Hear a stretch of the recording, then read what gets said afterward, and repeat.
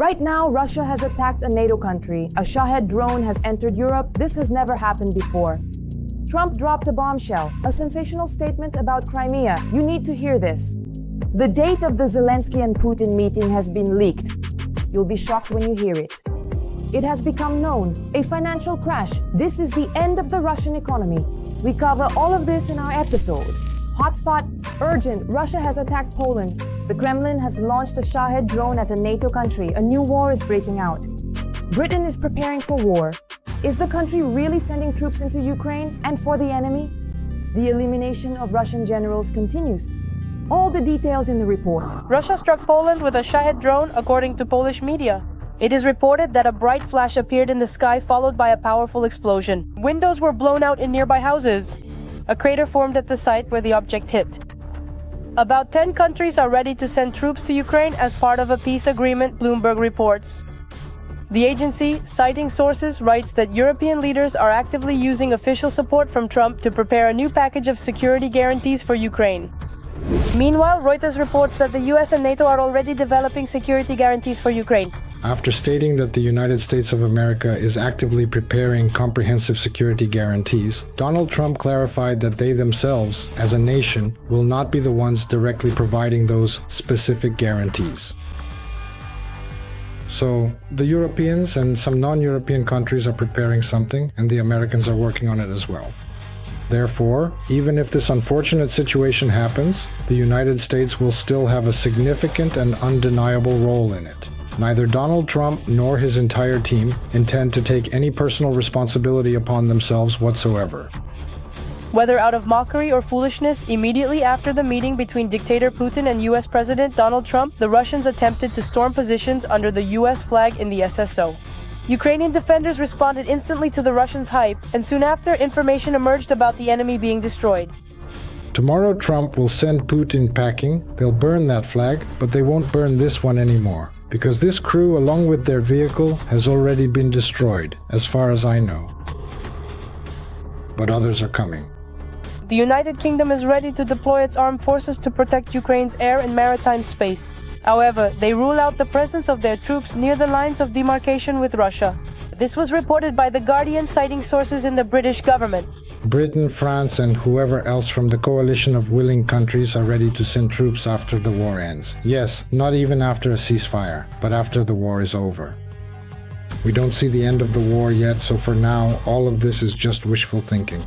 Meanwhile, while politicians are talking, Russian forces are advancing in the Serebryansky forestry and near Olgovskoye, according to reports from Deep State. At the same time, Ukrainians have achieved success in the Kursk direction.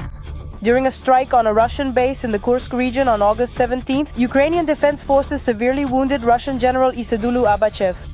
In total, 4 dozen occupiers were eliminated. Some Russian telegram channels are reporting this. Putin or his generals believe that the Ukrainian operation in the Kursk region is over, and that no further strikes by the Ukrainian armed forces should be expected in this direction. So they are concentrating their forces on the main axis of attack, with the primary focus now being in the east. While talking about peace, Putin continues to kill and maim people. On the night of August 20th, the Russian army struck the artillery positions in the Sumy region. As a result of the attack, 14 people were injured, including children. The Izmail district of the Odessa region was also hit, resulting in damage to port infrastructure and at least 1 person injured. Urgent oil disaster in Russia. Ukrainian drones have blocked the Druzhba pipeline. The Ukrainian armed forces have delivered deadly strikes. Now Russia cannot supply oil to its allies. Orban is in a panic. What consequences will this have for the economies of Hungary and Slovakia? And how will this unexpected blow change international politics? We'll tell you all about it right now. Druzhba is on pause. Ukrainian defenders have imposed their own sanctions on the Druzhba oil pipeline. On the night of August 18th, the pumping of Russian oil through Druzhba was completely halted. This was made possible by the efforts of the Ukrainian Armed Forces drone units under the command of Madyar. They were the ones who struck the Nikolskaya oil pumping station in Russia's Tambov region. The Druzhba oil pipeline is taking a break. A complete stop to oil pumping for an indefinite period. The Nikolskaya oil pumping station in Russia's Tambov region was deflowered by the birds of the 14th Regiment. by the forces of the Ukrainian Armed Forces drone systems. The Druzhba oil pipeline is the largest Russian pipeline through which oil is supplied to Europe. It was built back in 1960. In Belarusian Mosir, it splits into the northern and southern branches. The northern branch of the pipeline runs through Belarus and Poland to Germany, while the southern branch goes through Ukraine to Slovakia, the Czech Republic, and Hungary. At the beginning of 2023, due to sanctions imposed by the EU on the northern branch of the oil pipeline, deliveries to Germany stopped. And at the start of this year, the Czech Republic also refused to import Russian oil through the pipeline. Discussions about the possibility of stopping oil deliveries via the Druzhba pipeline have been going on for a long time, and it was clear that this was not a stable channel for supplying the corresponding energy resource. Only Slovakia and Hungary did not heed this. The authorities of these countries are well-known friends of Putin. But friendship is not forever, at least not for the pipeline, especially considering that it is a legitimate target for Ukraine. After all, Moscow uses the revenues from oil product exports to wage war. But even here, Hungary disagrees. Immediately after the friendship was halted, they once again began accusing Ukraine of all mortal sins. They claimed that this would hit Budapest's energy security and that Ukraine was generally trying to drag Hungary into the war. Ukraine has once again attacked the oil pipeline leading to Hungary, which resulted in the suspension of oil supplies to our country. Another attack on our energy security is outrageous and unacceptable. Brussels and Kiev have been trying to drag Hungary into the war in Ukraine for 3.5 years now. And the increasing Ukrainian attacks on our energy security are also aimed at this. So let's make it clear once again, this is not our war. We have nothing to do with it. We want to stay as far away from it as possible. And as long as we are in power, we will keep our distance from it. And then, Sijarto started making threats, saying that Budapest could influence Ukraine's electricity supply. We'll come back to this a bit later. As for the most furious statement from the main pseudo-pacifists, whose money is funding Russian missiles flying at Ukrainian cities, it was answered by Ukraine's chief diplomat, Sibiha. The foreign minister reminded that Hungary has repeatedly been warned about Russia's unreliability as a partner. But despite this, it did everything possible to maintain its dependence on the Russian Federation. Now, Sibiha has recommended that they send their complaints and threats to their friends in Moscow. Moreover, Hungary doesn't have a real problem so much as they're just outraged since there is an alternative route. They have one. The potential destruction of the Druzhba oil pipeline will not have any significant strategic consequences for the Hungarian and Slovak economies for one very simple and straightforward reason. They have the technical capability to supply themselves through alternative routes with non-Russian oil and non-Russian energy resources. First and foremost, we are discussing the significant Adriatic route, specifically the so-called Janaf oil pipeline, which extends and passes through the country of Croatia. Its current operational capacity is precisely sufficient to adequately fulfill the comprehensive and ongoing requirements of both the Hungarian MOL refinery and the Slovak refineries, ensuring a steady and reliable supply of essential resources to these crucial industrial facilities. And here the situation is more difficult for Slovakia than for Hungary. The fact is that Russian oil is heavier, and to use lighter grades, the refineries will need to be modernized. Both Hungary and Slovakia have already adapted part of their facilities to process lighter oil. Some of the existing operational settings and intricate configurations at these particular oil refineries remain specifically and precisely tuned for processing the distinct Urals grade of crude oil. The significantly bigger blow here, of course, is to the nation of Slovakia, since, after all, Hungary, according to the very latest available data, used up to fully half of its Russian oil in its overall energy mix. But in Slovakia, maybe earlier it was almost 100%. They received exclusively Russian oil. Then certain efforts were made to diversify, and they managed to reduce that about 15%, sourcing the rest from alternative suppliers. This only means that everything needs to be done on time and on a global scale, so there won't be problems in the future. Although, to be fair, it should be noted that the cost of transit via the alternative route is currently several times higher. Now, when Hungary and Slovakia physically cannot receive essential oil supplies from the Druzhba pipeline, in my considered opinion, it is absolutely necessary to undertake some very serious and comprehensive work with Croatia. After all, Croatia is significantly inflating the cost of transit several times over, almost fivefold. This substantial increase is currently causing considerable difficulties for the continued normal and efficient operation of vital industrial facilities in both Hungary and Slovakia, creating significant economic strain. As for Hungary's threats regarding electricity for Ukraine, which we mentioned earlier, it won't be so easy for them to make those a reality. After all, Hungary and Slovakia are connected to the common European system, and no one will allow them to unilaterally decide to stop supplies. Shock! Trump made an incredible statement about Crimea. These words are blowing up the internet. Zelensky and Putin will meet. The fate of the war will be decided. EU leaders have developed a secret plan. The details will surprise you. All the most important events of the past few hours. Watch next. After Trump's statement about a future meeting between Putin and Zelensky and the possible end of the war in the near future, the president's teams have seriously begun organizing it. I will organize a meeting with Putin, and if you want, I will come to this meeting. It's not that I want to, but I will do it because we want to save many people from dying. And in a short period of time, in a week or two, we will find out whether we can solve this problem or if this terrible struggle will continue.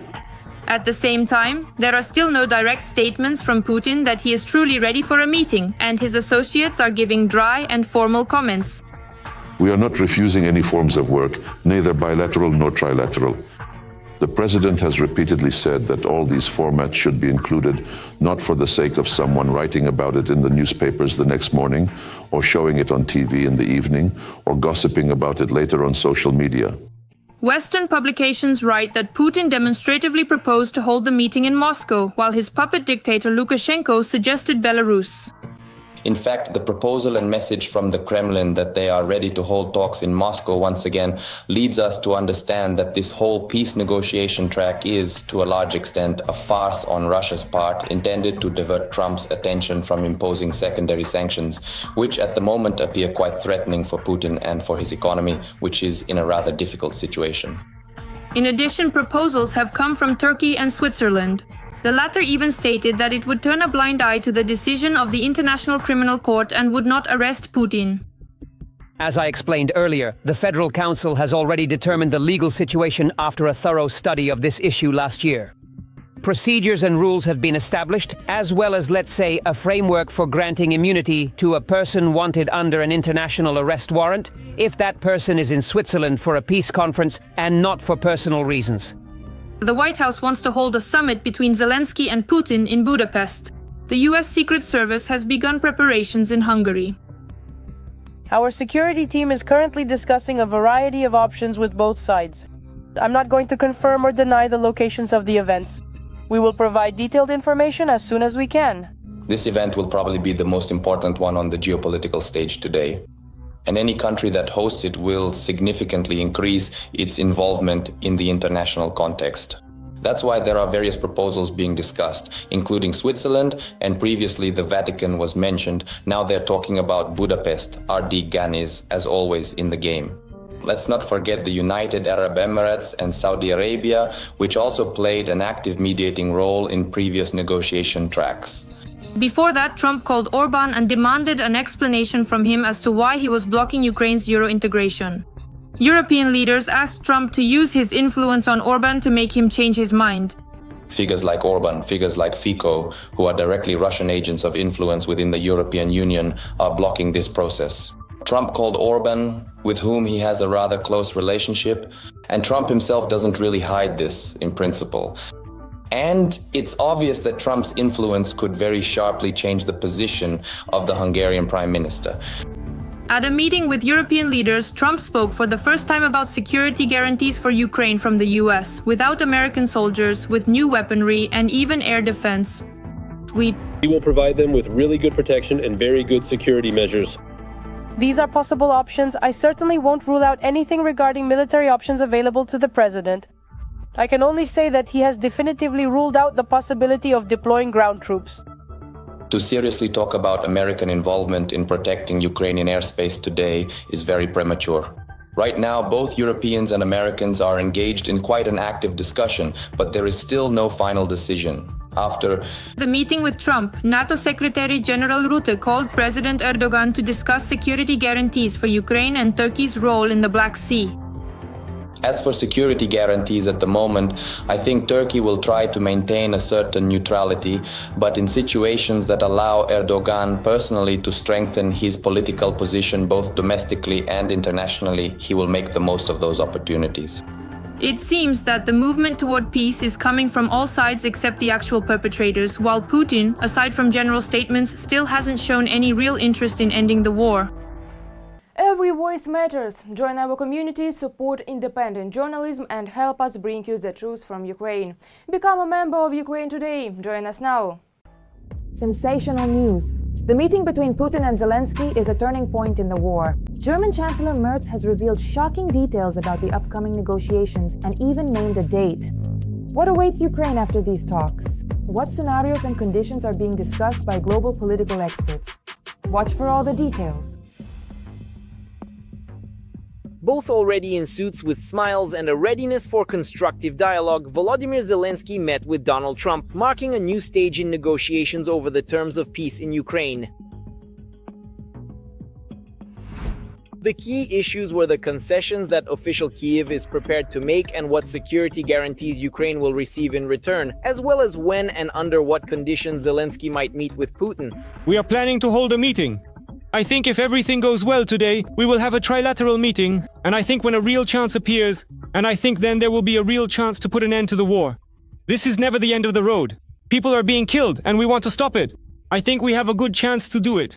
It's been almost 4 years. I know the president, I know myself, and I believe that Vladimir Putin wants this to end. That's why we need to stop this war, to stop Russia, and we need the support of our American and European partners. And we will do everything possible to achieve this. And we are ready for a trilateral format. As the president said, this is a good signal for the trilateral format. But whether Putin is ready remains unclear. Earlier, Trump stated that such a meeting could take place on August 22nd. Now, however, German Chancellor Merz has said that it will happen within the next 2 weeks. However, officially, Moscow is putting forward a whole series of unacceptable conditions, such as the withdrawal of the Ukrainian armed forces from 4 regions, the return of the Russian Orthodox Church, or establishing Russian as an official language in Ukraine. There is absolutely nothing constructive here, nor any point where we could possibly find common ground. And that's why the upcoming meeting, whether it takes place in 2 weeks or even tomorrow, will simply consist of both sides laying out their vision and their respective red lines. And then the question is, where will it go from there, right? How will they move closer together? What will bring them closer? That's the main question. Another issue where Ukraine and Russia have not yet managed to find common ground is the deployment of a foreign contingent here as a security guarantee. Trump has spoken about this, as have some representatives of the White House. There is also discussion about including Chinese troops in this contingent. And if the PRC agrees to this, yes, meaning if China is present, if its troops are there, and it does have certain interests here, then it will be much harder for Russia to maneuver and keep saying no to such proposals. It's also unclear what powers such peacekeepers would be given if a decision is actually made. Speaking about the contingent, French President Emmanuel Macron stated that it would be several thousand European soldiers who would not provide significant military reinforcement to the Ukrainian armed forces and would rather serve as a political signal that the world is not abandoning Ukraine. Undoubtedly, a purely observer mission would be a weak option, since we have already had such precedents starting from 2014. The most preferable option, of course, is one where there are appropriate forces, properly armed, with a mandate to stop and prevent any acts of aggression, both current and future, and who would be stationed directly on the line of contact. Meanwhile, Ukraine itself decided to add some specifics regarding its own security guarantees, listing figures and the names of American weapons that will help make peace truly lasting, not just until Russia once again stockpiles missiles and new mercenaries. The Ukrainians, as part of increasing their security guarantees, have now requested to purchase $100 billion worth of weapons. It's clear that Europe will be the one paying for this, possibly partially Ukraine itself, but I think mostly Europe. But when we're talking about such an impressive sum, it means enormous quantities of weapons. This means that in Ukraine, they understand that nothing but the Ukrainian army can guarantee the security of the state. So, accordingly, it's necessary to purchase American weapons, which, by the way, have proven themselves quite well in this war.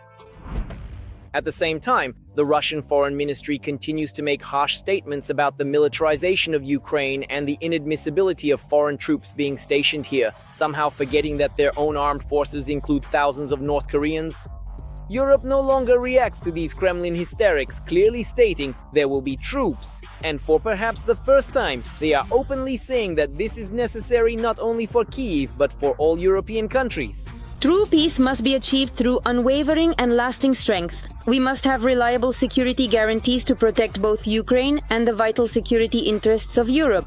Ukraine must be able to defend its sovereignty and territorial integrity, and there should be no restrictions on the Ukrainian armed forces, whether it concerns cooperation with other countries or assistance from third countries. No restrictions for the Ukrainian armed forces. As I have said many times before, Ukraine must become a steel porcupine, indigestible for potential invaders. The coalition of the willing, including the European Union, is ready to do its part.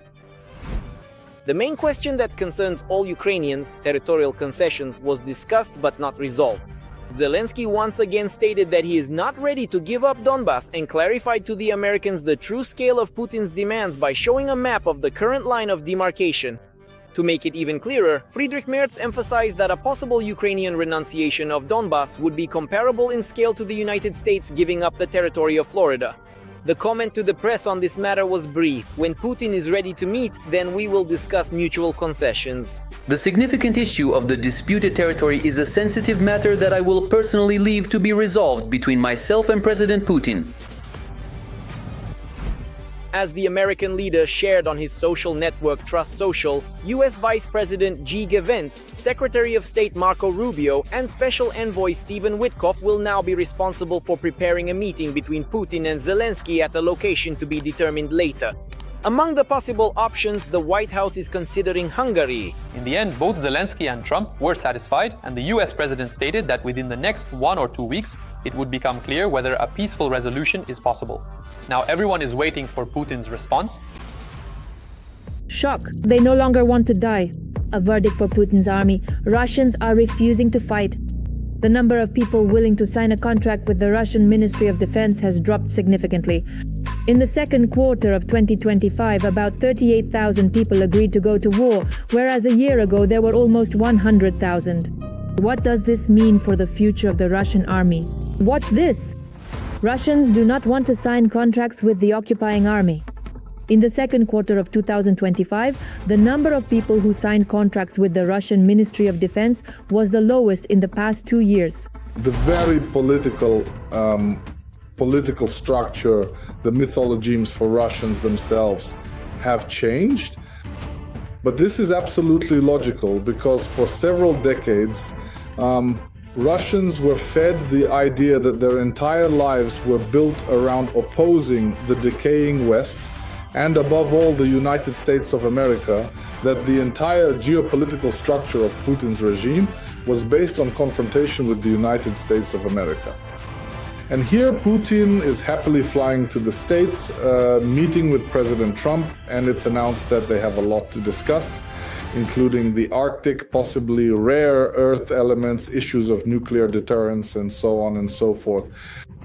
And right before the eyes of, as Putin calls them, ordinary Russians, Russian propaganda makes a complete 180 turn. The Russian publication Important Stories reports that the number of contract soldiers has decreased 2.5 times compared to the same period last year. They're not just going to fight and die in Ukraine for, let's say, signing bonuses from contracts. Their wives and mothers are happy when they receive death benefits. Well, we've all seen those videos where a mother by default was rejoicing. These are truly horrific scenes. That's it. But at the very same time, many people are also going to fiercely fight because that is precisely how pervasive propaganda has effectively fed and thoroughly raised them over a significant period of time. Despite the decrease in the number of signed contracts, the Kremlin continues to lie about the real pace of replenishing the Russian army. For example, Deputy Chairman of the Russian Security Council Dmitry Medvedev claimed that in the first 6 months of 2025, supposedly 210,000 new contracts were signed. This particular figure is 1.6 times higher than the numbers that were derived from the Russian budget expenditure data, which was analyzed by journalists. Seykin Bola. It should be noted that about a quarter, again according to the SVR, of the number of contract soldiers is what is called in Russia the so-called special contingent, who is included in this group. These individuals are indeed convicts. These are people who, for example, have been accused of a particular crime or offense and have subsequently made a formal deal or agreement with the ongoing investigation. And in this concept of the special contingent, Russians also include the forced mobilization of citizens from other countries under various pretexts and motivations. Some are first promised jobs at military enterprises with lucrative contracts, while others, for example, in certain Central Asian countries, are immediately promised large sums of money, and people fall for it, so to speak. And in addition, they are also promised Russian citizenship, and some are promised housing. Despite the decline in mobilization morale, Russians are still managing, though with difficulty, to compensate for losses at the front. For Putin, by and large, it doesn't matter who is sent into the furnace of war to achieve his political goals and ambitions. Whether they are, as he calls them, ordinary Russians, or just some migrant workers, or people who are simply deceived and forced to put on a uniform and sent somewhere to a forest headquarters near Pokrovsk. Previously, the Russian Federation was able to maintain a positive balance both through Russian contract soldiers and through the so-called special contingent, which made up to a third of all new recruits. After Putin's rapprochement with the United States, against whom Russians are supposedly fighting in Ukraine, the propaganda paradigms in people's minds are beginning to dissipate. Not even the high signing bonuses paid for joining the Russian army can stop this. Urgent! Russia is falling into the abyss. This is the end of Putin's economy. Sanctions, war, and dependence on China are dragging Russia into a huge pit. Just last month, the budget deficit amounted to $13 billion. But the Kremlin is trying to hide these problems. Where could all this lead? Watch right now. The war is costing the Kremlin dearly. The Russian Federation's budget deficit for the first 7 months of 2025 amounted to $54 billion. This was written on his page by the head of the Office of the President of Ukraine, Andriy Yermak. Russia's budget today is a bubble. In July alone, the deficit amounted to a staggering $13 billion. From January to July, it reached $54 billion. This is more than the annual expectations. Expenditures have increased by 28% year-on-year. Revenues only by 2.8%. You can pretend to be Sauron all you want, but when your economy is collapsing because of war, you're just a sinful golem, hiding your tattered pocket from the eyes of the world. 13 billion rubles is more than the annual expectations. The gap between revenues and expenditures is simply catastrophic. Russian economists are also talking about a budget hole. Big, but not quite that big.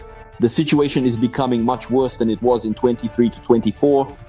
If in previous years the authorities, although they constantly missed their budget deficit targets, promising $1 trillion to $1.5 trillion rubles, but ending up with a budget hole of 3.5 trillion rubles, then this year the situation has become truly grim.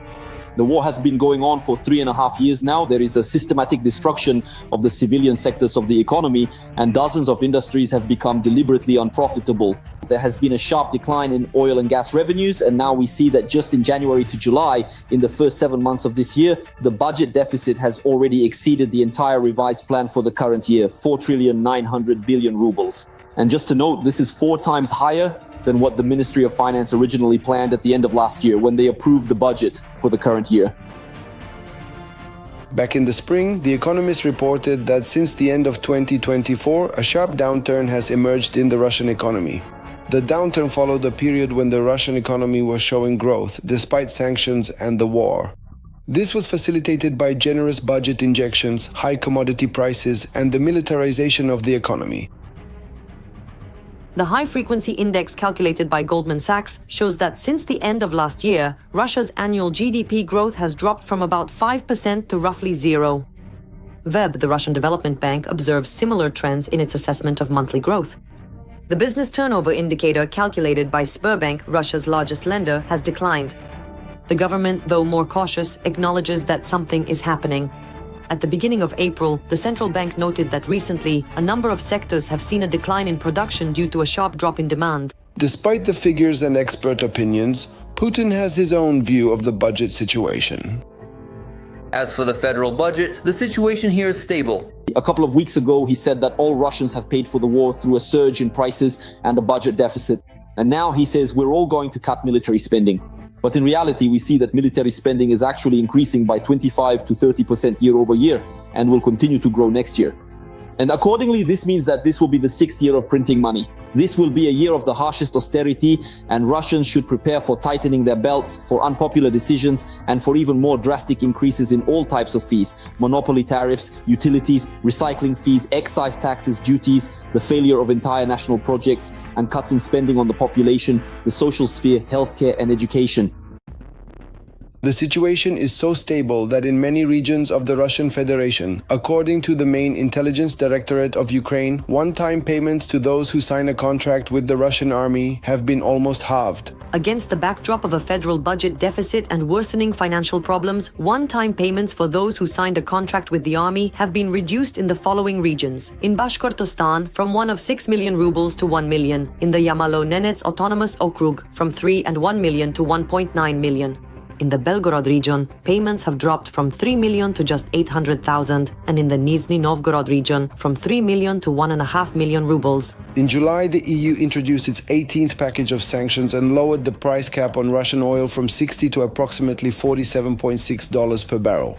Because of this, according to Bloomberg, Russia's oil revenues fell by a third in the second summer month. And although only the Kremlin truly knows the real state and deficit of the budget, it seems that a default of the Russian economy is not far off. That's all for now. For more breaking news from the front, tune in to our next episode.